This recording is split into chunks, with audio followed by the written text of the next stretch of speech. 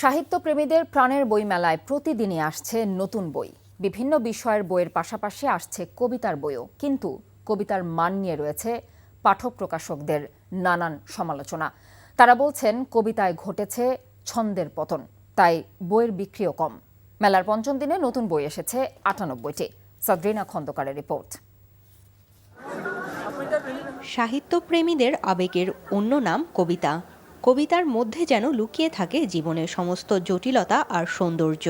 তাই তো কবিতার টানেই অনেকেই ছুটে আসেন বইমেলায়। তবে সময়ের সাথে কমছে ছন্দের জাদু, কবিতার গভীরতাও যেন অনেকটাই কম, এমনটাই বলছেন কবিতা প্রেমীরা। এখনকার কবিরা আমি জানি না যে ওই আগের আবেদনটা হয়তো নেই, ছন্দপতন ঘটেছে।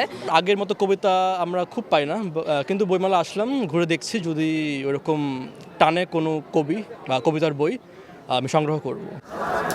লেখক প্রকাশকরা বলছেন কমছে কবিতার প্রতি পাঠকের টান, তাই কবিতার বই ছাপাতে আগ্রহ হারাচ্ছেন প্রকাশকরা। কবিতার বই এখন অনেক কমে গিয়েছে। কবিতার বই এখন খুব বেশি মানুষ পড়েও না, পড়তেই চায়ও না। আপনি ভালো কবিতা না লেখেন, যদি আপনার কবিতা মানুষের হৃদয়ে না ধরে, তাহলে মানুষ কিনবে কেন?